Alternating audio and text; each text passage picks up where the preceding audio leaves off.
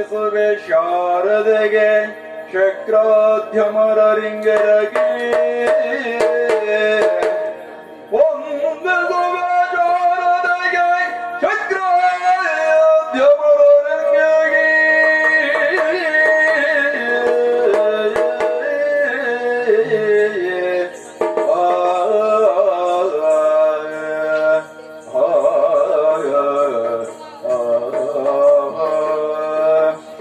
ನಾಂದಿಯೊಳು ವರವ್ಯಾಸ ಮುನಿಪದ ದ್ವಂದ್ವ ಕಾನತನಾಗಿ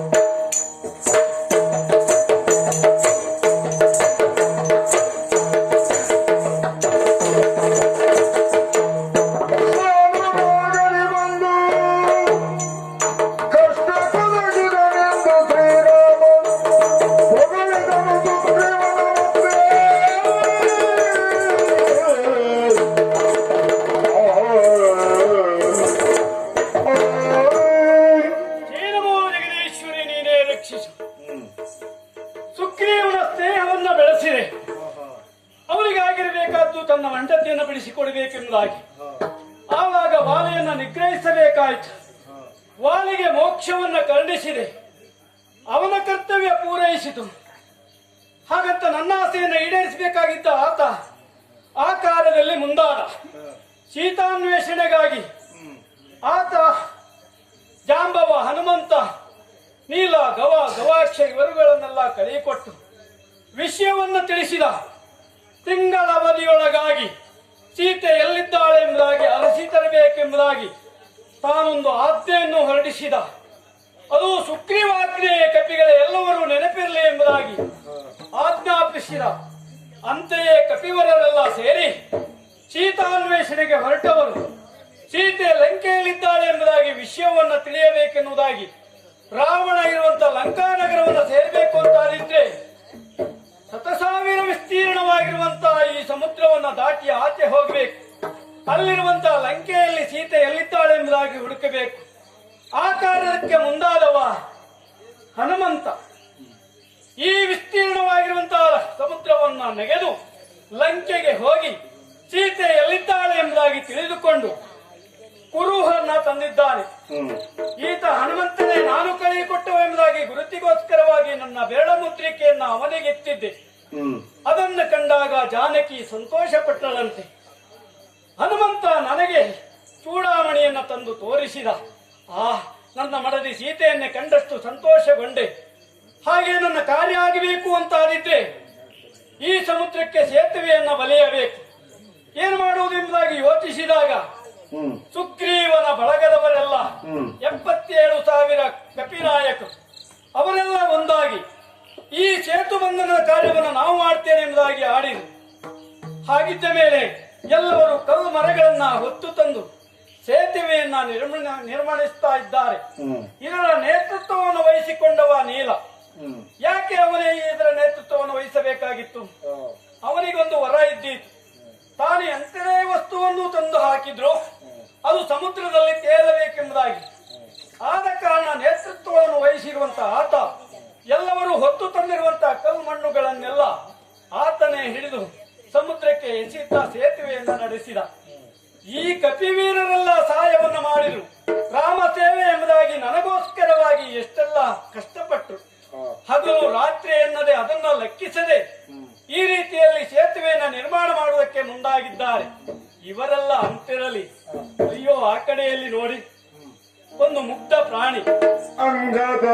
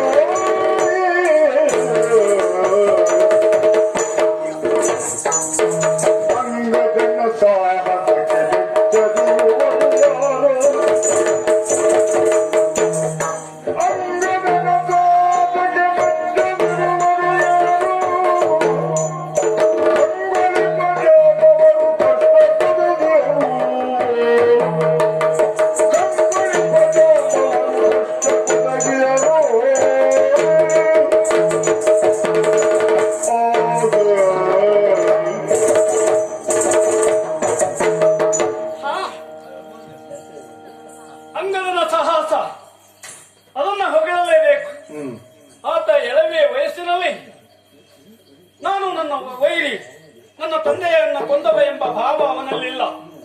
ದೇವರು ರಾಮ ಎಂಬ ಏಕೋ ದೃಢಭಾವದಿಂದ ನನ್ನ ಸೇವೆಗೋಸ್ಕರವಾಗಿ ಈ ಎಳವೆಯಲ್ಲಿ ಆತ ಮಾಡುತ್ತಿರುವಂತಹ ಸಾಹಸ ಅದು ಯಾರಾದರೂ ಮೆಚ್ಚಲೇಬೇಕು. ಎಂತೆಂತ ಕಲ್ಮರಗಳನ್ನೆಲ್ಲ ಹೊತ್ತು ಹಗಲು ರಾತ್ರಿ ಎನ್ನದೆ ಈ ಅಂಗದ ನನಗೋಸ್ಕರವಾಗಿ ಈ ಕಾರ್ಯವನ್ನ ಮಾಡ್ತಾ ಇದ್ದಾನೆ. ಪಾಪ ವಯಸ್ಸಾದ ಜಾಂಬವರು ನೋಡಿ, ಅವರನ್ನ ನೋಡಿದ್ರೆ ನಿಮಗೆ ಬೇಡ ಅಂತ ಹೇಳಿದ್ರು ಕೇಳುವುದಿಲ್ಲ. ಈ 15 ವಯಸ್ಸಿನಲ್ಲಿಯೂ ಎಷ್ಟು ಉತ್ಸುಕರಾಗಿ ವೃದ್ಧಾಪ್ಯದಲ್ಲಿರುವಂತಹ ಇವರು ಹುಮ್ಮಸ್ಸಿನಿಂದ ಕುಣಿತಾ ಇದ್ದಾರೆ. ಎಲ್ಲವರಿಗೂ ಬನ್ನಿ ಬನ್ನಿ ಎಂಬುದಾಗಿ ಉತ್ಸಾಹವನ್ನು ತುಂಬುತ್ತಾ ಇದ್ದಾರೆ. ಆಹಾ, ಈ ರಾಮ ಸೇವೆಯಲ್ಲಿ ನಿರತರಾಗಿರುವಂತಹ ಇವರು ಸೀತೆಯನ್ನ ಬಿಡಿಸಿ ತರುವಲ್ಲಿ ಇಷ್ಟೊಂದು ಸಂತೋಷದಲ್ಲಿದ್ದಾರೆ. ಆದ್ರೆ ಅಲ್ಲಿ ಒಂದು ಪ್ರಾಣಿ ನೋಡಿ, ಸಣ್ಣ ಪ್ರಾಣಿ, ಅದೇ ಅದಕ್ಕೆ ಅಳಿಲು ಅಂತ ಹೇಳುವುದು.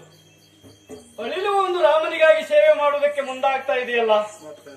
ಮರಳಿನಲ್ಲಿ ತಾನು ಹೊಡಿಕಾಡಿ ಆ ಸೇತುವೆಯ ಮೇಲೆ ಬಂದು ತನ್ನ ಮೈಯನ್ನು ಕೊಡಕಿ ಆ ಮರಳನ್ನು ಆ ಸೇತುವೆ ಮೇಲೆ ಹಾಕ್ತಾ ಇದೆ. ಪಾಪ, ಅದನ್ನ ಕಂಡು ಸಂತೋಷಗೊಂಡಿರುವಂತ ನಾನು ಅದರ ಮೈ ಮೇಲೆ 3 ಗೆರೆಯನ್ನು ಹೀಗೆ ಹೇಳಿದೆ. ಏನು ಚಂದ ಕಾಣ್ತಾ ಇದೆ. ಹೀಗೆ ಇವರೆಲ್ಲವರು ನನ್ನ ಸೇವೆಗಾಗಿ ಬಂದಿರುವವರು ಸೀತೆಯನ್ನ ಬಿಡಿಸಿಕೊಂಡು ಹೋಗುವಲ್ಲಿ ರಾಮನಲ್ಲಿ ಹೋರಾಟವನ್ನೆಸಗಿ ನಿಮಗೆ ಸಹಾಯ ಮಾಡ್ತೇವೆ ಎಂಬುದಾಗಿ ಬಂದವರೆಲ್ಲ ಸುಗ್ರೀವನ ಸೇನೆದವರು ಇವರೆಲ್ಲ ಇದ್ದಾರೆ. ಇನ್ನೂ ಸನ್ನದ್ಧರಾಗಬೇಕು. ಈ ಲಂಕೆಯಲ್ಲಿ ದುರ್ಗ ಎನ್ನುವಂತ ಕೋಟೆಯಲ್ಲಿ ಯುದ್ಧ ನಡೆಯುತ್ತದೆ. ಈ ಯುದ್ಧದಲ್ಲಿ ರಾವಣನನ್ನ ಎದುರಿಸಬೇಕು ಅಂತ ಮುಂದಕ್ಕೆ ಹೋಗೋಣವೇ? ಸ್ವಲ್ಪ ಯೋಚನೆ ಮಾಡಬೇಕಿಲ್ಲ. ಯಾಕೆಂದ್ರೆ ಸಾರಿಕೊಂದರೆ ಪಾಪ ಇಲ್ಲ, ಕೆಟ್ಟದ ಕಾರ್ಯವನ್ನು ಎಸಗಿರುವಂತಹ ಅವನನ್ನು ಹಿಂದೆ ಮುಂದೆ ನೋಡಬಾರದು ಅಂತಲೂ ಉಂಟು. ಆದ್ರೆ ನಮ್ಮದೊಂದು ಧರ್ಮ ಇದೆ, ತಣ್ಣೀರನ್ನಾದ್ರೂ ತಣಿಸಿ ಕುಡಿಬೇಕು ಎಂಬುದಾಗಿ. ಆ ದಿವಸ ವಾಲೆಯಲ್ಲಿಯೂ ಹೇಳಿದ್ದು ನಾನು ಅದನ್ನೇ. ನಿನಗೆ ಬದುಕಬೇಕೆಂಬ ಆಸೆ ಇದ್ರೆ ಈಗಲೂ ಅವಕಾಶವನ್ನು ಕೊಡ್ತೇನೆ, ನಿನ್ನ ದೇಹಕ್ಕೆ ನೋವಾಗದ ಹಾಗೆ ಬಿಟ್ಟ ಬಾಣವನ್ನ ಹಿಂತೆಗೆಯುತ್ತೇನೆ ಅಂತ. ಆದ್ರೆ ಇನ್ನೂ ಸಾಕಯ್ಯ, ನನಗೆ ಬದುಕುವುದಕ್ಕೆ ಬೇಡ ಎಂಬುದಾಗಿ ಆತ ಆಡಿಕೊಂಡ. ಈ ಗಾಯ ಆದ ಮೇಲೆ ಈ ವಾಲಿ ಬದುಕಬಾರದು ಹೀಗೆ ಯೋಚಿಸಿದ. ಇಲ್ಲಿಯೂ ಹಾಗೆಯೇ ಇವನ ಮೇಲೆ ಅನುಕಂಪ ಅಂತಲ್ಲ, ಆದ್ರೂ ದುಷ್ಟತನದಿಂದ ವರ್ತಿಸುವಂತ ಇವನಿಗೆ ಒಂದು ಬುದ್ಧಿವಾದವನ್ನು ಹೇಳೋಣ. ಇವ ತಿದ್ದಿಕೊಂಡು ಬದಲಾಗಿ ಸೀತೆಯನ್ನ ಬಿಟ್ಟುಕೊಟ್ರೆ ಮತ್ತೆ ಹೋರಾಟ ಮುಂದುವರಿಸುವುದು ಬೇಡ. ಹಾಗಾಗಿ ಸಂಧಾನಕ್ಕಾಗಿ ಯಾರನ್ನ ಕೈ ಕೊಡುವುದು? ಸಂಧಾನಕ್ಕೆ ಅಂಗದನೇ ಸಮರ್ಥ. ಹಾಗಾಗಿ ಅಂಗದ ಸಂಧಾನ ಒಂದು ನಡೆಯಲಿ. ರಾವಣ ಮುಂದೇನು ಹೇಳ್ತಾನೆ, ಬಿಟ್ಟು ಕೊಡ್ತಾನ ಇಲ್ವೋ ನೋಡೋಣ. ಅಂಗದ ಸಂಧಾನಕ್ಕಾಗಿ ಕೈ ಕೊಟ್ಟರು ವ್ಯರ್ಥವಾಗದೆ ಹೋಯಿತು. ಆತನಿಗೆ ಬುದ್ಧಿ ಬರಲಿಲ್ಲ. ತಾನು ಸಂಗ್ರಾಮದಲ್ಲಿಯೇ ಹೋರಾಡ್ತೇನೆ, ಸರ್ವತಾ ಸೀತೆಯನ್ನ ಬಿಟ್ಟು ಕೊಡುವುದಿಲ್ಲ ಎಂಬುದಾಗಿ ಹೇಳಿದ. ಪ್ರಯೋಜನ ಆಗಲಿಲ್ಲ. ಮುಂದೆ ಯುದ್ಧವೇ ಅಲ್ವೇ? ನೋಡೋಣ ಯಾರು ಬರ್ತಾರೆ.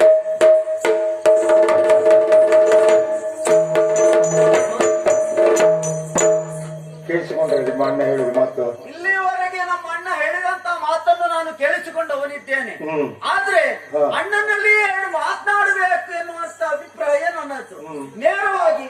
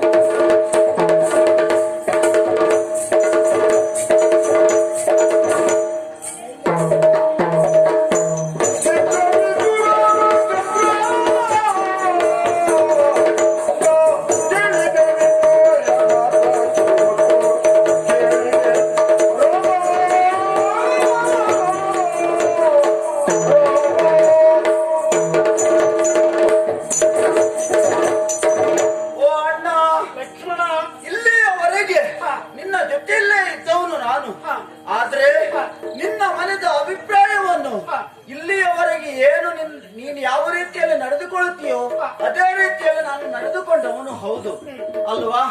ಆದ್ರೆ ನೀನು ಮುಂದೊತ್ತಿ ಹೋಗ್ತಾ ಇದ್ದೀಯ. ನಿನ್ನ ಆಲೋಚನೆ ಯಾವ ಕಡೆಗೆ ಉಂಟು ಎನ್ನುವುದಾಗಿ ನಾನು ತಿಳಿದುಕೊಂಡವನಿದ್ದೇನೆ. ಆದಷ್ಟು ಬೇಗ ನನ್ನ ಮಡದಿ ಜಾನಕಿಯನ್ನ ಬಿಡಿಸಬೇಕೆನ್ನುವ ತವಕ ನನಗೆ ಅಲ್ವಾ? ಆದ್ರೆ ನೀನು ಒತ್ತಿನಲ್ಲೇ ಇರಬೇಕು.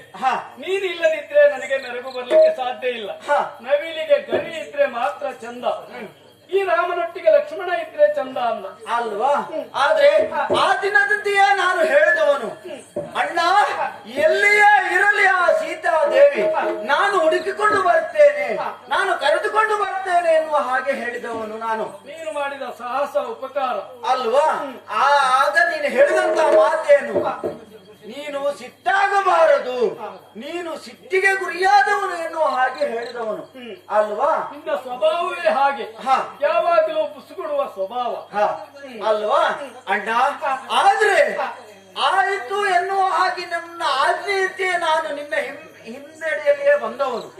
ಆದ್ರೆ ಈಗ ನೀನು ಓರ್ವನೇ ನೀನು ಆಲೋಚನೆ ಮಾಡಿ ಮುಂದಕ್ಕೆ ಹೋಗ್ತೀಯ ಅಂತ ಆದ್ರೆ ನಿನ್ನ ಸಹಾಯ ಸಹಕಾರಕ್ಕಾಗಿಯೇ ನಾನು ನಿನ್ನ ಜೊತೆಯಲ್ಲೇ ಬರುತ್ತಾ ಇರುವವನು ಅಲ್ವಾ? ಅಣ್ಣ ಅಮ್ಮ, ನಾನು ನಿನ್ನ ಬಿಟ್ಟಿರುವವನಲ್ಲ. ಹಾಗಂತ ಈ ಅಣ್ಣನ ಜೊತೆಗೆ ತಮ್ಮ ನೀನು ಬಂದೇ ಬರ್ತೀಯ ಎಂಬುದಾಗಿ ನಾನು ಮುಂದಕ್ಕೆ ಬಂದೆ. ಹಿಂತಿರುಗಿ ನೀನು ಬಂದೆಯೋ ಇಲ್ಲವನು ಗಮನಿಸಲಿಲ್ಲ.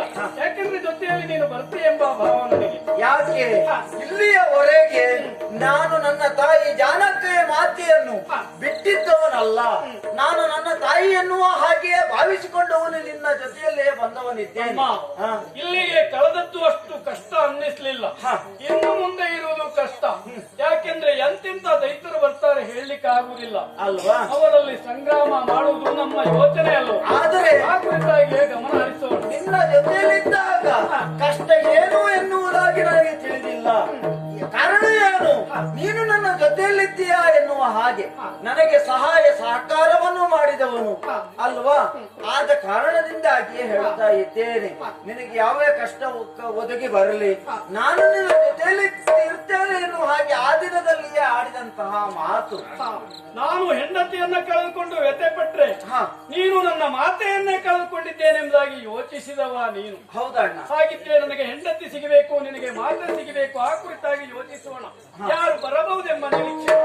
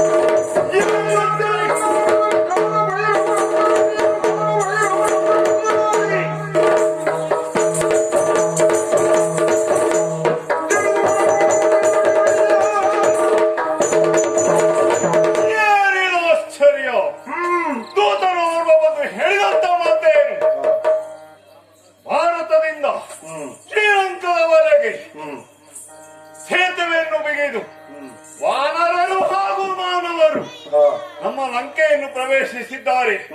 ಬರುವ ಉದ್ದೇಶ ನಮ್ಮೊಡನೆ ಯುದ್ಧಕ್ಕೆ ಬಂದಿದ್ದಾರೆ. ಯುದ್ಧಕ್ಕೆ ಹೆದರಲಿಕ್ಕೆ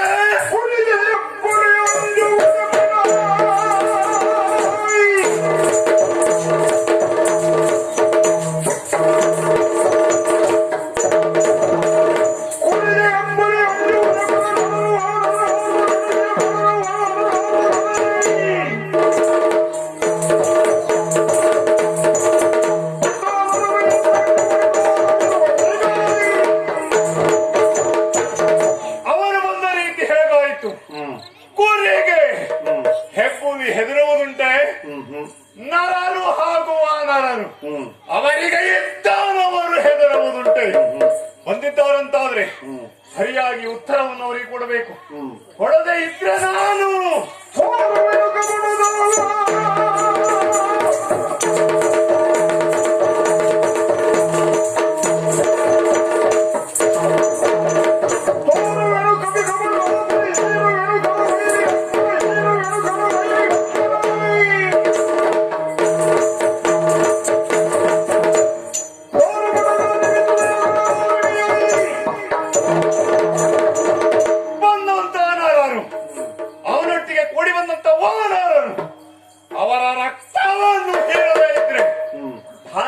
ಹೋಗಿ ಏನು ಪ್ರಯೋಜನ?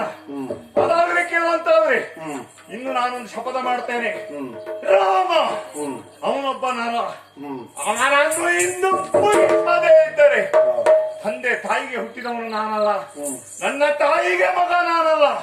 ಆದ್ರಿಂದ ಎಲ್ಲ ದಾನವ ವೀರರೆಲ್ಲ ಹೇಳಿ ಸಕಲ ಸೇನಾ ಸಮೇತರಾಗಿ